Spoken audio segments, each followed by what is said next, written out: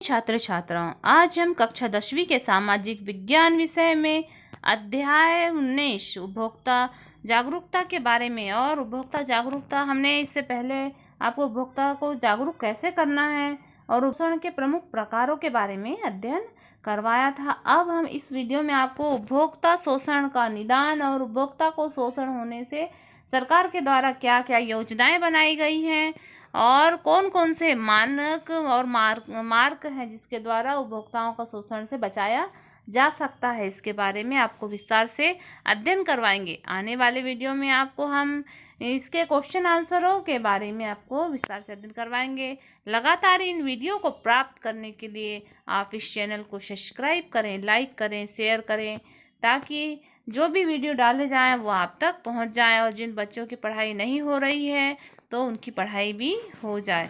देखिए कि उपभोक्ता शोषण का निदान। एक उपभोक्ता के रूप में शोषण से बचने के प्रमुख उपाय हैं। तो सबसे पहले तो हमें उन्हें उपभोक्ता शिक्षा प्रदान करना चाहिए। तो उपभोक्ताओं को शिक्षित होना शोषण से निदान का सबसे महत्वपूर्ण उपाय उपभोक्ता शिक्षा और जागरूकता है। सरकार ने उपभोक्ताओं के संरक्षण के अनेक कानून बनाए हैं, किंतु यह देखा गया है कि जनसाधारण को उसकी जानकारी नहीं होती। अतः उपभोक्ताओं को अपने अधिकारों की समुचित शिक्षा दी जानी चाहिए। तो उपभोक्ता को शिक्षित करना अनिवार्य है। फिर आता है मानकीकृत वस्तुओं का क्रय। बाजार में अनेक प्रकार की वस्तुएं उपलब्ध है, किंतु शोषण के बचने के लिए उपभोक्ता को हमेशा मानकीकृत वस्तुएं ही खरीदना चाहिए। तो सबसे पहले हम ये तो जानें कि मानकीकृत वस्तु कौन सी है। तो मानकीकृत वस्तु जैसे कि जिसमें ISI, मतलब कि यदि हम कोई भी बिजली संबंधी सामान खरीद रहे हैं तो उसके ऊपर ISI मार्क होना चाहिए। एक मार्ग, कृषि संबंधी कोई भी वस्तु खरीद रहे हैं तो उसमें एक मार्ग होना चाहिए। और स्वर्ण आभूषण खरीद रहे हैं तो उसमें हॉलमार्क होना चाहिए। हाँ, ऐसे वाले चिन्हों की वस्तुएं ही मानकीकृत वस्तुएं कहलाती है। तो ये चिन्ह देख करके हमें सामान खरीदना चाहिए। वैसे ही आता है कैश मेमो या रसीद प्राप्त करना। किसी भी वस्तु को खरीदने के साथ ही उसका कैश मेमो लेना बहुत जरूरी है, और इससे वस्तु के खराब निकलने या घटिया होने या निर्धारित समय से पूर्व ही खराब हो जाने की स्थिति में कानूनी कार्रवाई की जा सकती है। तो आपको बिल जब अवश्य लेना है। विज्ञापन के बहकावे में न आवे। जैसे हम देखते हैं टीवी पर, रेडियो पर विविध प्रकार के विज्ञापन देखते हैं, तो हमें उस विज्ञापन के बहकावे में नहीं आना है। बड़ी बड़ी कंपनियां अपने सामान को बेचने के लिए विविध प्रकार के आकर्षित विज्ञापन करवाती हैं, तो उस विज्ञापन के बहकावे में नहीं आना है। उसकी गुणवत्ता को जानते हुए ही हमें सामान को खरीदना है। फिर आता है सामूहिक रूप से शिकायत करना। ये एक अकेला उपभोक्ता उत्पादक और विक्रेता के विरुद्ध कुछ नहीं कर सकता, इसीलिए हमें समूह या सामूहिक रूप से शिकायत करना चाहिए। खराब होने की तिथि की जांच करें। हम कोई भी चीज खरीदें तो उसका उत्पादक यानी कब उसका उत्पादन हुआ है और कब तक उसकी निर्धारित तिथि है, या कब उसकी एक्सपायरी डेट होने वाली है, इसकी जांच अवश्य करें। तभी उस चीज़ को खोलना चाहिए और उसका उपयोग करना चाहिए। फिर आता है उपभोक्ता आंदोलन। उपभोक्ता आंदोलन का प्रारंभ उपभोक्ताओं के असंतोष के कारण हुआ। कब से प्रारंभ हुआ? तो ये जब उपभोक्ता असंतोष हुए, उसी के कारण उपभोक्ता असंतोष के कारण ही उपभोक्ता आंदोलन प्रारंभ हुआ। उपभोक्ताओं में असंतोष के अनेक कारण थे। तो खाद्य पदार्थों में कमी, जमाखोरी, कालाबाजारी, मिलावट, आज भी बहुत सारी चीज़ों में मिलावट की जाती है। इन समस्याओं के निपटने के लिए सबसे पहले 1955 में आवश्यक वस्तु अधिनियम पारित किया गया। इसका सबसे पहला वाला पार्ट जो बना है इस अध्याय का, जिसमें हमने आपको बहुविकल्पी क्वेश्चन पूछे हैं, उनमें ये क्वेश्चन दिया गया है। तो आवश्यक वस्तु अधिनियम कब पारित हुआ? तो आवश्यक वस्तु अधिनियम 1955 में पारित हुआ था। आवश्यक वस्तुओं के उत्पादन, वितरण और मूल्य और आपूर्ति को नियंत्रित करने का प्रयास किया गया। इसके बाद वस्तुओं की नाप तोल को व्यवस्थित करने के लिए सन 1976 में बाट और मापक अधिनियम पारित हुआ। तो 1976 में कौन सा, तो बाट एवं माप मानक अधिनियम पारित हुआ है। तदनुसार 1986 में भारत सरकार द्वारा उपभोक्ता सुरक्षा अधिनियम पारित किया गया। यह अधिनियम कोपरा के नाम से जाना जाता है। तो कोपरा के नाम से कौन सा अधिनियम जाना जाता है, उपभोक्ता सुरक्षा अधिनियम। और यह कब पारित हुआ है, तो 1986 में। यह कानून का मुख्य उद्देश्य उपभोक्ताओं की शिकायत को तुरंत निपटाने तथा कानूनी प्रक्रिया को सरल बनाना है।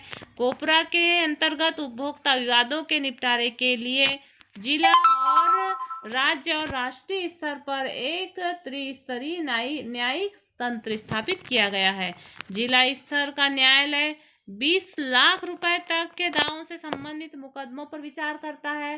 राज्य स्तरीय अदालत 20 लाख से 1 करोड़ तक के मामलों पर सुनवाई करता है। राष्ट्रीय स्तरीय अदालत 1 करोड़ के ऊपर के दावे पर मुकदमा दावेदारी से संबंधित मुकदमों को देखती है। उपभोक्ता सुरक्षा अधिनियम ने भारत में उपभोक्ता आंदोलन को व्यापक बनाने में महत्वपूर्ण योगदान दिया। ये अदालतें उपभोक्ताओं के विवाद को निपटाने के साथ साथ उनका मार्गदर्शन भी करती है। भारत सरकार के उपभोक्ता मामलों के विभाग में भी उपभोक्ता को जागरूक बनाने के लिए अनेक योजनाएं चलाई गई है। जैसे देश के प्रत्येक जिले में उपभोक्ता संगठन, स्कूलों में उपभोक्ता क्लबों की स्थापना की गई है। उपभोक्ता अधिकारों के प्रति जागरूकता लाने के लिए विभिन्न स्तर और जागृति शिविरों का भी आयोजन किया जाता है। 24 दिसंबर को भारत में राष्ट्रीय उपभोक्ता दिवस के रूप में मनाया जाता है। तो राष्ट्रीय उपभोक्ता दिवस कब मनाया जाता है, तो 24 दिसंबर को। और विश्व उपभोक्ता दिवस कब मनाया जाता है, तो ये 15 मार्च को मनाया जाता है। भारत में उपभोक्ता आंदोलन के परिणाम स्वरूप उपभोक्ताओं में अपने अधिकारों के प्रति काफ़ी चेतना आई है। आज देश में 700 से अधिक उपभोक्ता संगठन कार्यरत है, किंतु उपभोक्ताओं की उदासीनता के कारण प्रभावी और मान्यता प्राप्त संगठनों की संख्या बहुत कम है। अब हम देखते हैं कि उपभोक्ताओं के अधिकार और कर्तव्य क्या क्या हैं। तो उपभोक्ताओं के अधिकार देखो, सुरक्षा का अधिकार सबसे पहला कौन सा अधिकार है, सुरक्षा का अधिकार। उत्पादकों के लिए यह आवश्यक है कि वे उपभोक्ताओं की सुरक्षा से संबंधित नियमों का पालन करें। कारण यह है कि यदि उत्पादक इन नियमों का पालन नहीं करते हैं तो उपभोक्ताओं को भारी जोखिम उठाना पड़ सकता है। उदाहरण के लिए प्रेशर कुकर में एक सेफ्टी वाल्व होता है और जो यदि खराब हो जाए तो भयंकर दुर्घटना की संभावना होती है। सेफ्टी वाल्व के निर्माता को उसकी उच्च गुणवत्ता सुनिश्चित करना चाहिए। यदि निर्माता ऐसा नहीं करते हैं तो उपभोक्ता कानून का सहारा ले सकते हैं। तो ये सुरक्षा का अधिकार हो गया। फिर आता है वस्तुओं और सेवाओं की जानकारी का अधिकार। जब हम कोई वस्तु खरीदते हैं तब यह पाते हैं कि उसके पैकेट पर कुछ खास जानकारियाँ लिखी होती है, जैसे उस वस्तु की बेच संख्या, निर्माण की तिथि, खराब होने की तिथि, वस्तु बनाने का पता। जब हम कोई दवा खरीदते हैं तो तब दवा के अन्य प्रभाव और खतरों से संबंधित निर्देश भी दिए होते हैं। जब हम कपड़े पहनते हैं तो उसे धुलाई से संबंधित निर्देश दिए जाते हैं। इन जानकारियों को देने की आवश्यकता इसीलिए है कि उपभोक्ता जिन वस्तुओं और सेवाओं को खरीदता है उसके बारे में सूचना पाने का अधिकार है। भारत सरकार ने वर्ष 2005 में तो देखिए भारत सरकार ने वर्ष 2005 में सूचना प्राप्त करने का अधिकार राइट टू इंफॉर्मेशन के नाम से जाना जाता है। तो सूचना का अधिकार कब प्रारंभ हुआ, 2005 से, राइट टू इंफॉर्मेशन। इसके तहत यह कानून सरकारी विभागों के कार्यकलापों को सभी सूचनाएं पाने के अधिकार को सुनिश्चित करता है। उपभोक्ताओं को उपभोक्ता शिक्षा प्राप्त करने का भी अधिकार है। तो जो राइट टू इन्फॉर्मेशन है, इससे कोई भी व्यक्ति किसी भी प्रकार की सूचनाएं किसी भी विभाग की प्राप्त कर सकता है सरकार के द्वारा।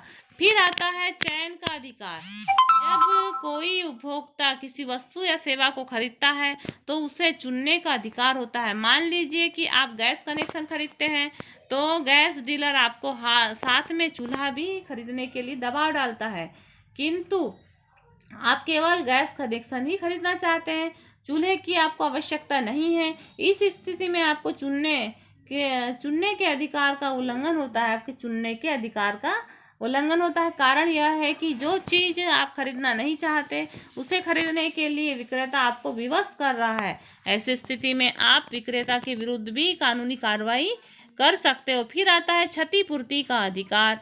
उपभोक्ता को अनुचित सौदेबाजी और शोषण के विरुद्ध क्षतिपूर्ति निवारण का अधिकार है। उसे यह उदाहरण के रूप में सरलता से समझाया भी जा सकता है। एक व्यक्ति केरल के एक निजी चिकित्सालय में टॉन्सिल निकलवाने के लिए भर्ती हुए और इस ईएनटी सर्जन के सामान्य बेहोशी की दवा लेकर टॉन्सिल निकालने के लिए ऑपरेशन किया गया।